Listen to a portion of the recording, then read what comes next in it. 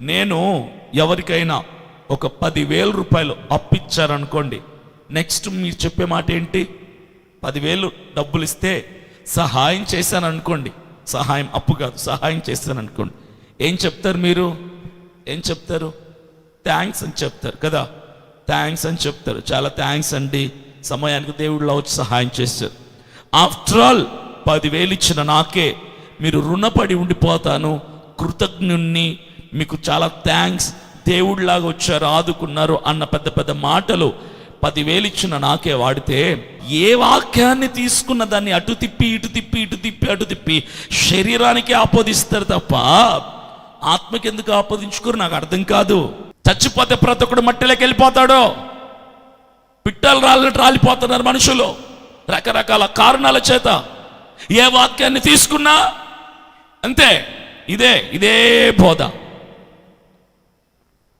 ఒక ఆయన చెప్తున్నాడు మధ్యాహ్నం ఆ యూట్యూబ్లో, పిల్లలు పుడతానని అట్టి పండ్లు పంచి పెడతాను, ట్రేలు తెచ్చిపెట్టి స్టేజ్ మీద పెట్టి, దాని గురించి కొంతమంది సేవకులు మాట్లాడితే దానికి సమాధానం, అట్టి పళ్ళతో పిల్లలు పుడతారు సమాధానం అని ఆయన మరలా సిగ్గు లేకుండా దాని గురించి మరలా వ్యాఖ్యానిస్తూ, ప్రస్తావిస్తూ, వివరణిస్తున్నాడు.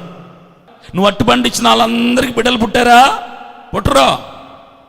నీ బ్యాంకు నిండుతుంది, బిడ్డలు పుట్టరో. నీ పర్సు నిండుతుంది, నీ బ్యాంకు నిండిపోద్ది, నువ్వు మేడ కట్టుకుంటావు, నీ పిల్లలకి ఆస్తి సంపాదించి పెడతావు, అంతే. 1000 చేస్తే 1-2 గుడ్డి గుర్తిగా సక్సెస్ కాదు, అది దేవుడు ఇస్తున్న అద్భుతం, అంతే, చేస్తున్న అద్భుతం. ఏ వాక్యాన్ని తీసుకున్నా మట్టిలోకి వచ్చి చేరిపోయి దేహం కోసమే ప్రకటిస్తున్నారు. ఇదే వేదన కలుగుతుంది నాకు.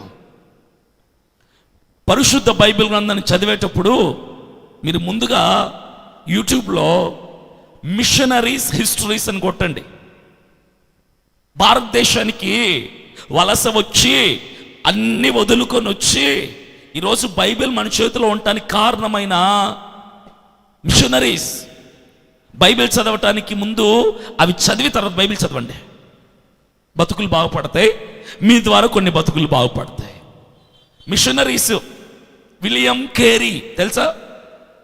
రైలు బండి కనిపెట్టింది ఆయనే, బ్యాంక్ కనిపెట్టింది ఆయనే, ప్రింటింగ్ మిషన్ కనిపెట్టింది ఆయనే, పెన్ను కనిపెట్టింది ఆయనే, ఇంకా బోల్డన్ని, గర్ల్స్ కాలేజ్ పెట్టి తెచ్చింది ఆయనే, సతీ అన్న దాన్ని తీసేసింది ఆయనే, భర్త చచ్చిపోతే ఆ చిత్తులో భార్యని కూడా తగలెట్టేసేటోళ్ళు, అది తీసేసింది ఆయనే.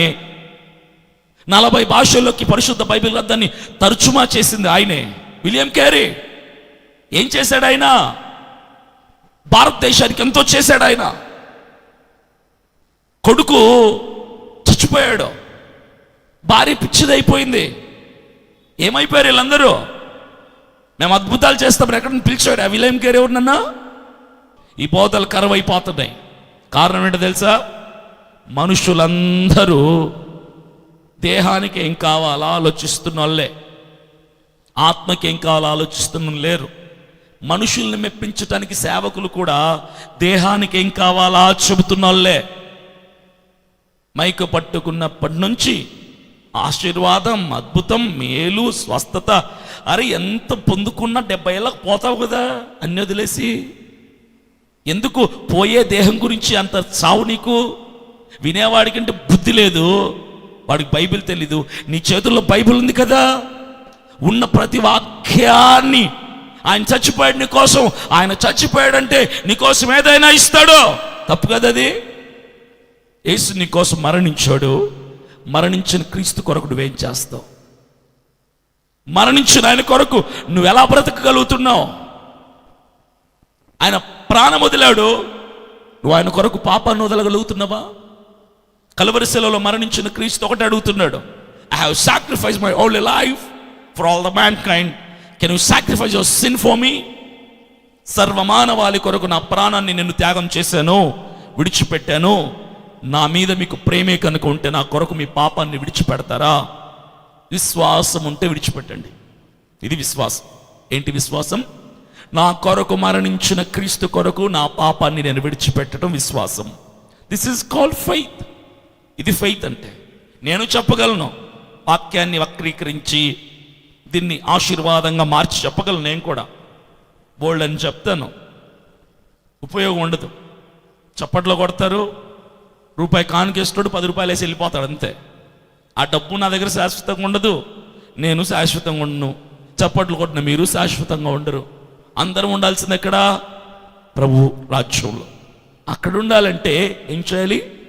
ఆత్మకు ఆహారాన్ని అందించాలి. విశ్వసించుట వలన ఏం కావాలి నీకు?